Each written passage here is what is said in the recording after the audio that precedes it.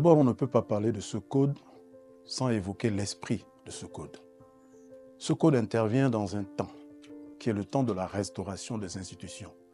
Depuis le 30 août 2023, nous avons vu ce que la restauration des institutions était en capacité de faire dans le quotidien des Gabonais.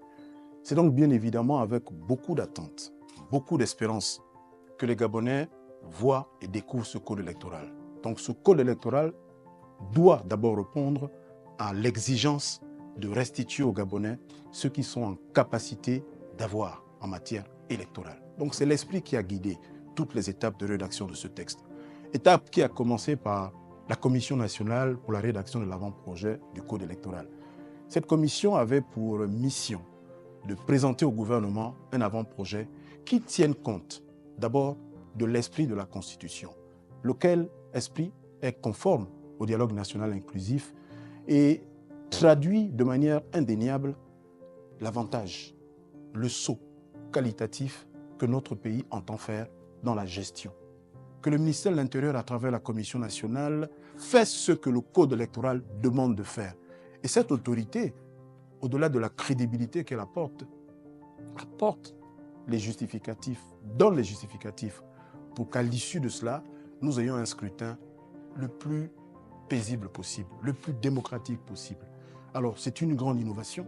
À côté de cela, vous avez cette innovation que beaucoup de Gabonais ont attendue, à savoir l'affichage du procès verbal bureau de vote par bureau de vote.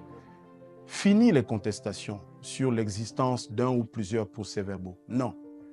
À la fin du scrutin, à la fin du dépouillement, les procès-verbaux sont remis aux représentants de candidats. Les procès-verbaux sont affichés bureau de vote par bureau de vote. Affichés également dans les commissions qui vont centraliser les procès-verbaux. Donc, cette innovation, elle est majeure. Encore une fois, elle correspond à ce que les Gabonais attendaient sur cet aspect. Nouveauté aussi, la possibilité pour les Gabonais de l'étranger d'être députés. 2 sièges leur ont été consacrés pour que leur contribution à l'avancement du pays soit plus notable.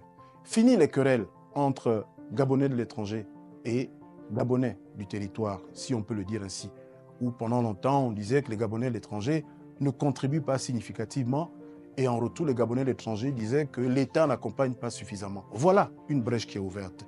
À eux de s'y engouffrer, à leurs représentants de parler haut et fort à l'Assemblée nationale pour porter leurs préoccupations. Ce nouveau code électoral